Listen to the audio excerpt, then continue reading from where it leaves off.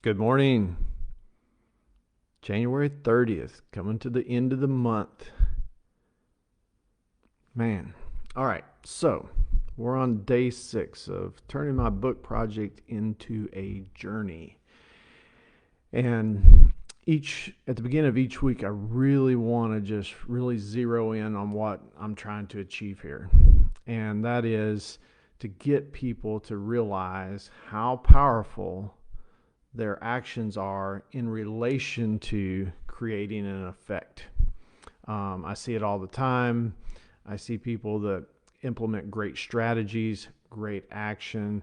At the end of the day, what separates those who go on to achieve great things to those who achieve, but man, they don't really get the results they deserve for the action that they're taking, or for another fact, the ability they have. A lot of times I see people not getting the results they should get for the ability and effort they're putting forth.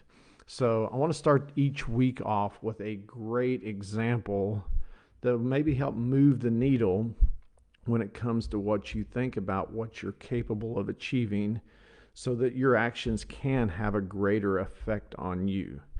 So this week, I want to start off with the British cycling team that does like Tour de France's, those things. Used to be many, many years ago terrible. And I'm talking about so bad they couldn't get sponsorship. And a lot of people, would look and say, well, they just don't have the athletes to compete at the highest level. Their program's a lower tier program, and they just can't compete with the big dogs in that sport. But what happened was a guy came in and changed their program. And what he did, took the same athletes that they currently had, same equipment they currently had, and started a process where they looked at all, categorized every little, category that they could possibly come up with that related to their program and their strategy. And what they came up with this philosophy that they were going to try to get 1% better in each of those categories. Not try to improve just one area, two areas, but as a whole, try to become 2% better in each phase, each element. And what's amazing is not only did they improve, not only did they get better, but they went on to dominate the highest people in the sport for many years. And I mean, it was such a shift that it's pretty much people couldn't wrap their mind around it. They're like, how is that possible? How is it to take people that are performing below average and make such a shift that they go to dominating a sport at the highest level? To me, that's, it's hard for me to even wrap my mind around with the things that I work on and study all the time.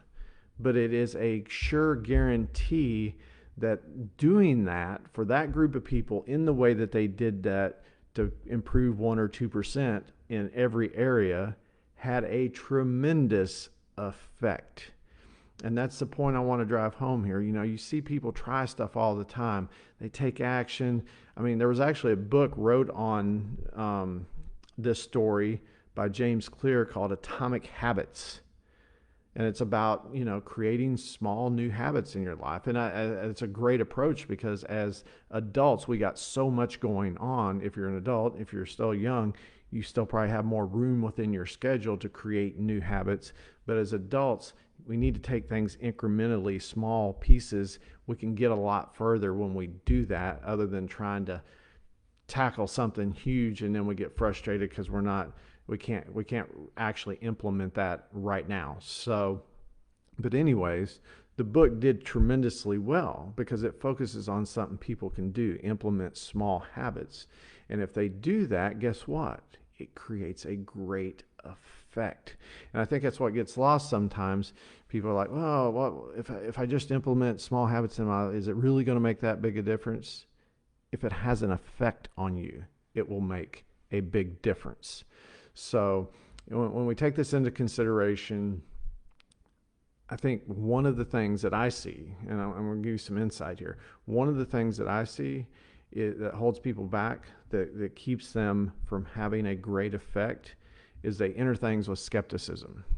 If you're going to do something, if you're going to put your time, effort, and energy in it, do yourself a favor. Go all in and drop the skepticism, because that will hold you back from having a great effect. People enter these actions and try new strategies, new program stuff, but they do it from a distance and they're like, I'm going to try this. Well, if you try something and you're not fully invested in it, you haven't increased your belief in it, the the odds of it having a great effect, probably not that great. So just think about that. If you're going to change something, if you're going to implement improvement, if you're going to work on something, study it, work on it enough that you can increase your belief at a level you can enter with the least amount of skepticism. Because if you really want to create an effect, the skepticism is really going to bring that down, and it's probably going to be less than. I think with the British cycling team, the advantage they had was they were at such a low point that I don't think they were worried about skepticism. They were entering, they just wanted, they were searching for anything at that point. I mean, they couldn't even get sponsorships from their bicycle companies because the people, the sponsors thought that if they sponsored the team, people would not buy product because they were so bad. So something to think about this morning. You know, when you're entering, when you're working on actions and implementing improvements, are you entering with a lot of skepticism? Because I believe that can really hurt the effect.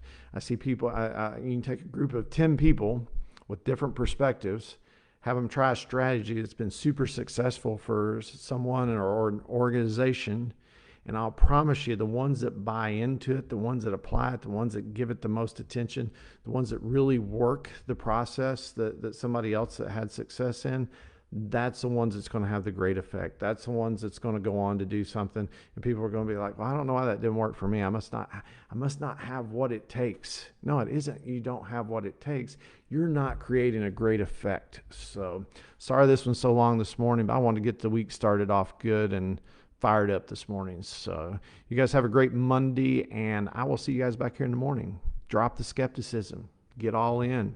Find a strategy that you believe in.